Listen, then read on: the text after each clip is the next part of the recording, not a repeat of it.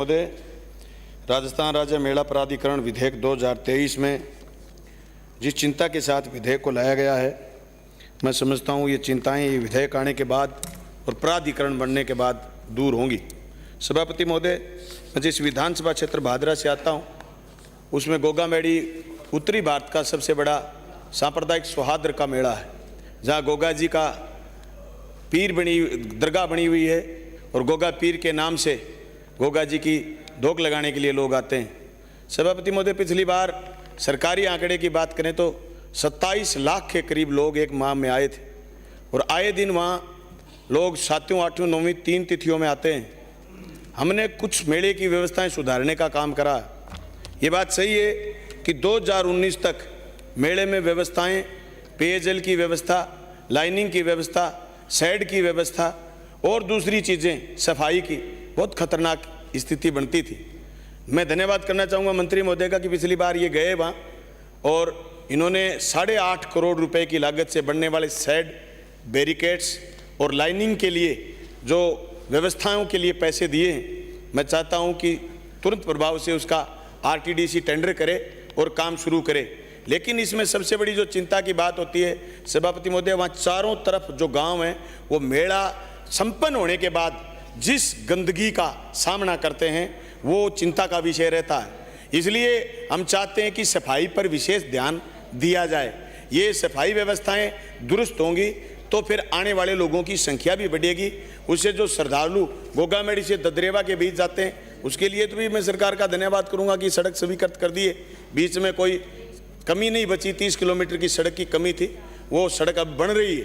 लेकिन सभापति महोदय, जो वहाँ चढ़ावा आता है, ये मेरा सुझाव है, सिर्फ गोगामेड़ी के लिए नहीं, पूरे राजस्थान में जहाँ भी धार्मिक संस्थान है, वहाँ जो देवस्थान के मंदिर हैं, जो चढ़ावा आता है उसका 50% वहीं खर्च करा जाए ताकि व्यवस्थाएं दुरुस्त हों। सिर्फ प्राधिकरण बनाने लेने से कोई व्यवस्था परिवर्तन नहीं होगी। वही अधिकारी है प्राधिकरण में जो आपने ये लेकर के आए, वही अधिकारी अभी व्यवस्था कर रहे हैं। लेकिन अगर उनके पास बजट एस्टीमेट होगा तो फिर वो छाया की, टेंट की, वो बैरिकेड्स की, वो सफाई की सारी व्यवस्थाओं पर ध्यान दे पाएंगे।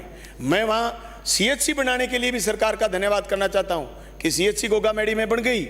लेकिन जो व्यवस्थाएं हमें चिंतित करती हैं वो व्यवस्थाएं जब अचानक भीड़ आती है, उस भीड़ की व्यवस्था के लिए जो आपने बजट दिया है उसको तुरंत प्रभाव से लागू करने की जरूरत है। सभापति महोदय, जो वहाँ सफाई की व्यवस्था है उसके बाद जो मक्खियाँ पैदा होती हैं, हालांकि पिछली बार दवाई का छिड़काव हुआ, मक्खियाँ नहीं हुई, लेकिन उसके 10 दिन बाद 5 दिन बाद जो भी बरसात हुई मक्खियाँ पैदा हुई। ये सारी स्थिति पूरे राजस्थान के मेलों में देखी जाती है।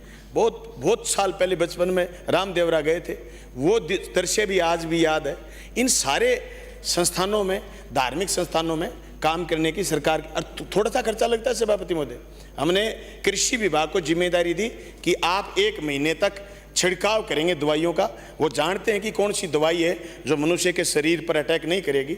इसलिए उन्होंने उस थोड़े से बजट में 2-2.5 लाख रुपए के बजट में मक्खियों पर छिड़काव करके और मेले को साफ सुथरा रखने का काम करा। ये अकेले गोगामेड़ी की चिंता नहीं है, ये पूरे राजस्थान में जिस तरीके से सालासर में भीड़ बढ़ती है, खाटू श्याम जी में भीड़ बढ़ती है, जिस तरीके से हर मेले में भीड़ बढ़ती है, उस भीड़ को हम अच्छी सुविधाएं देंगे तो ये महसूस होगा कि ये देश 30 त्योहारों का देश है।